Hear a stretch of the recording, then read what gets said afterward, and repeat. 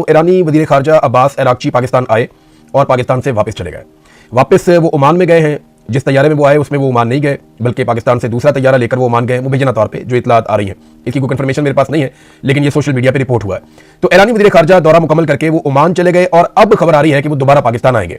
देखिए, ये जब ईरान ने दौरा शुरू किया था तो 2-4 चीजें उन्होंने क्लियर की थी। उन्होंने कहा था कि खित्ते के वो ममालिक जिनके साथ बेहतरीन ताल्लुकात हैं ईरान के या बरादराना ताल्लुकात हैं, वो उनका दौरा करने के लिए अब्बास अरागची निकले। 3 ममालिक का जिक्र किया गया था कि वो पाकिस्तान आएंगे, फिर ओमान जाएंगे और फिर रूस जाएंगे।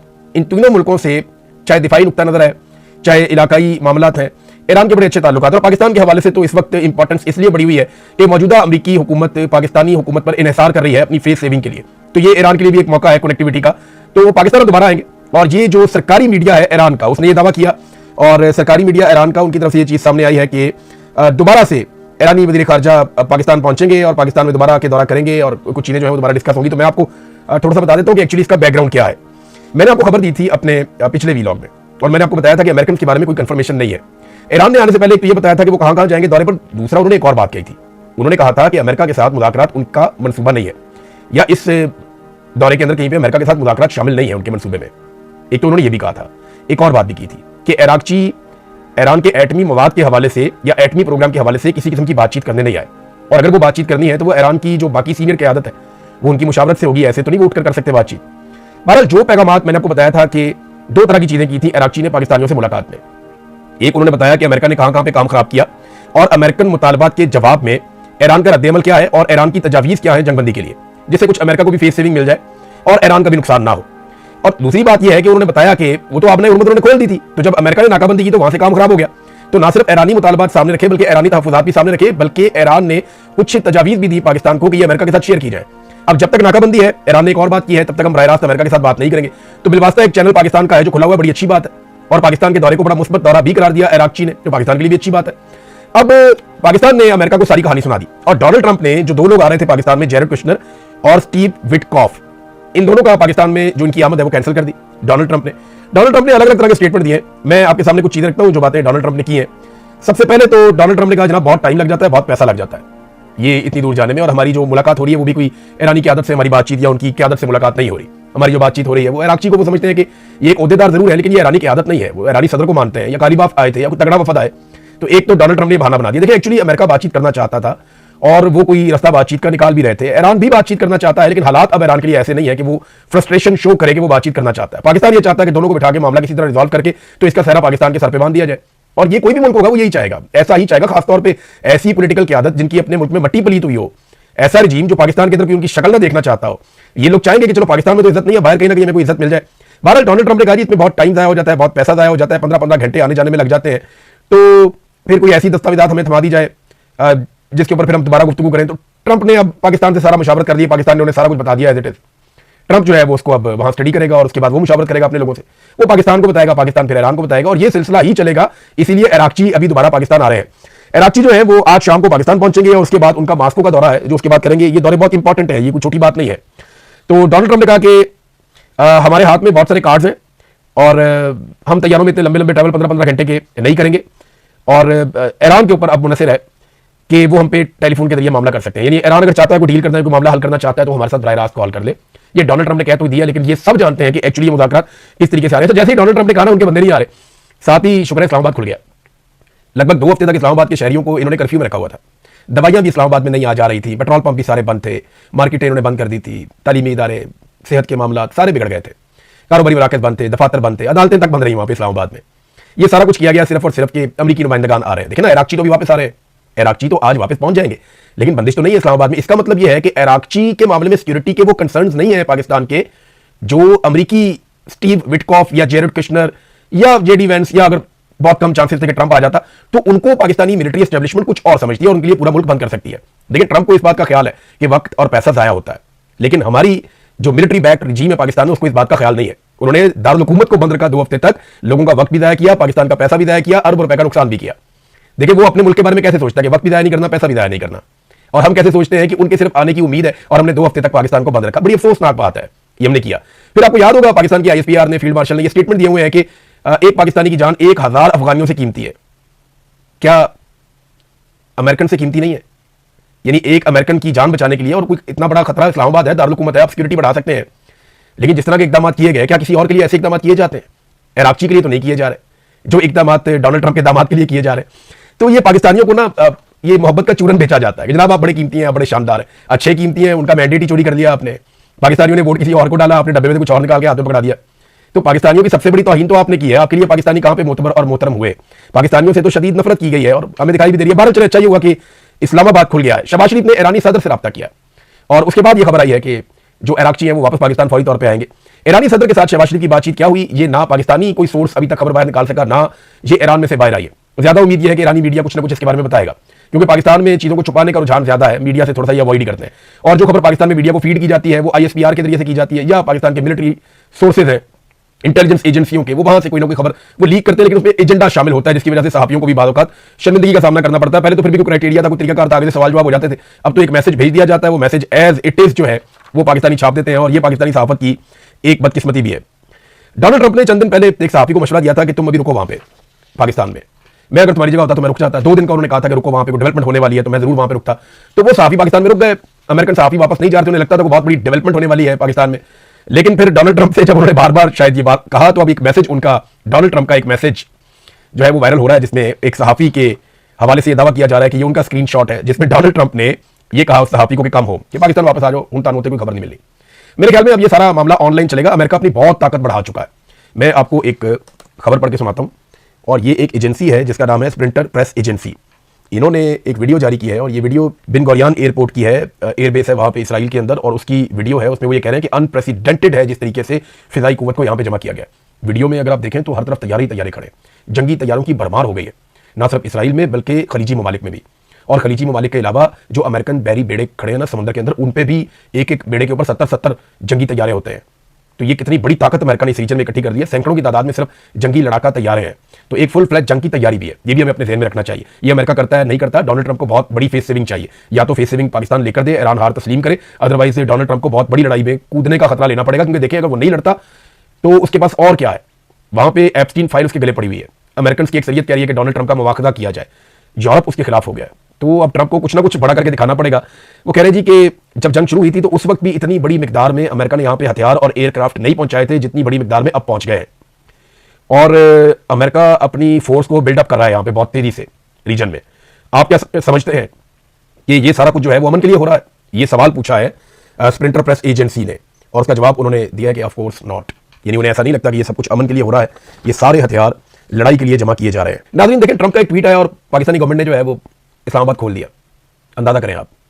और ये लोग आज तक डिनाई करते रहे हैं कि अमेरिकन साइफर के ऊपर इन्होंने किसी किस्म की कोई एक्टिविटी नहीं की, या मिलिट्री एस्टेब्लिशमेंट को कोई भार नहीं था। हम सारे जानते हैं कि जो साइफर की जबान थी वो बहुत ही वो डिप्लोमेटिक नहीं थी, बड़ी बदतमीजी वाली जबान थी। और वो एक हुक्म था कि इमरान खान का रिजीम तब्दील कर दिया जाए पाकिस्तान में, और वो जनरल बाजवा की ईमा के ऊपर या उनके प्रोपेगेंडे के साथ था। उन्होंने बहुत लॉबिंग की थी इस बारे में, क्योंकि उन्हें एक्सटेंशन चाहिए थी जनरल बाजवा को। बहरहाल जनरल बाजवा को एक्सटेंशन तो नहीं मिली, लेकिन आसिम मुनीर को हालात ऐसे बदले कि आसिम मुनीर को ना सिर्फ एक्सटेंशन मिल गई बल्कि 5 साल की मुद्दत मुलाजमत भी मिल गई, और ताहयात इस्तिस्ना भी आसिम मुनीर साहब ने ले ली। अब नाज़रीन कई लोगों ने यह दावा किया है, बल्कि चाइना ने और रशिया ने बाकायदा जंग के आगाज में यह बात की भी थी, और अमेरिकन लिखारी भी इसको लिख रहे हैं। एक अमेरिकी राइटर, मैं उनको भी पढ़ रहा था, बेन रॉड्स, उन्होंने भी ये स्टेटमेंट दिया है, और मैं उनकी तहरीर देख रहा था कि ईरान ने खुद से ही अपने ऊपर जौहरी हथियार बनाने पर पाबंदी लगा रखी थी। आयतुल्लाह अली खामनाई का एक फतवा भी मौजूद था कि ईरान एटमी हथियार नहीं बनाएगा। तो ट्रंप ने पिछले दौरे हुकूमत में ओबामा वाली डील खत्म कर दी थी, जो एटमी डील ईरान के साथ हुई थी।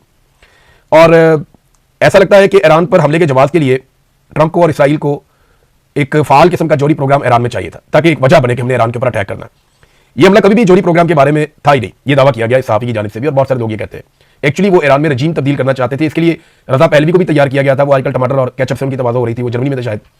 तो मामला यह है कि रजीम तो तब्दील नहीं हो सका ईरान में। अब उसके लिए आप मुज़ाकरात के जरिए से तो कभी अचीव कर नहीं पाएंगे, बल्कि जो ईरान के अंदर रजीम है वो पहले से बहुत ज़्यादा मजबूत हो गया। इसराइल ने दावा किया कि वो खामनेई के पूरे खानदान को खत्म कर देंगे। अमेरिका के इशारे का उनको इंतजार है कि ट्रंप को कहे, और इसराइली वज़ीर दिफा ने कहा हम तबाही फेर देंगे। शायद उनके पास कोई इंटेलिजेंस है, लेकिन एक खबर जो बड़ी खौफनाक है, और ये बड़ी खबर है, मुझे लगता है कि आज की अगर कोई बड़ी ब्रेकिंग हो सकती थी तो ये होनी चाहिए थी। ये खबर जो है, ये न्यूयॉर्क टाइम ने एक दावा किया है। ये दावा ये कहता है कि ईरान के पास इस्फहान के पहाड़ों की गहराई में एक नई एटमी साइट हो सकती है, जहां वो अपने पास पहले से मौजूद 11 टन यानी 11,000 kg यूरेनियम के जखायर से अफजूदगी का काम कर सकते हैं। ईरान के लिए 11 टन जखीरे की जगह का इल्म ना होना एक गैर यकीनी सूरत हाल है, और ये एक सियासी बर्तरी भी है। व्हाइट हाउस को ईरान के जौहरी प्रोग्राम पर मशवरा देने वाली एक टीम ने कहा कि ईरान के बहुत से चोटी के साइंसदान मारे जा चुके हैं, लेकिन अगर वो फैसला कर लें तो उनके पास अब भी जौहरी हथियार बनाने की बुनियादी सनती सलाहियत मौजूद है। अब ये बात इस वक्त की जा रही है, मैं इसको यानी इस तरह देख रहा हूं कि ईरान के ऊपर हमले का एक जवाब भी हो सकती है ये बात कि असफान की पहाड़ियों की गहराई में ईरान ने कोई एक ऐसी एटमी साइट बनाई हुई है जिसके बारे में अमेरिका को या दुनिया को इल्म नहीं है, और ईरान वहां बहुत बड़े पैमाने पर यूरेनियम की अफसूदगी कर रहा है या कर सकता है। ये बड़ी डेंजरस बात है। ईरान की जानिब से इसकी तरदीद सामने आएगी क्योंकि खबर ये अभी थोड़ी देर पहले आई है और मैंने फौरी तौर पर इस खबर को पढ़ा, मुझे हैरत हुई कि ये क्या किया इन्होंने। लेकिन मेरा अंदाजा यह है कि जैसे इराक के ऊपर जब अटैक किया गया तो यह कहा गया कि यहां पे खतरनाक कीमियाई हथियार है, लेकिन वो हथियार आज तक दुनिया को नहीं मिले, पूरा इराक इन्होंने तबाह कर दिया। लगभग 2 मिलियन के करीब लोग वहां पे, कुछ इतलात के मुताबिक, कुछ के मुताबिक 1 मिलियन से ज्यादा, कुछ के मुताबिक 2 मिलियन से ज्यादा लोग वहां पे जाँ बहक हो गए इराक में, लेकिन आज तक वो हथियार नहीं मिले जिनके जवाब पर वो हमला किया गया था। तो अब ईरान के ऊपर हमले का अगर जवाब बनाया जा रहा है तो ये एक चीज हो सकती है।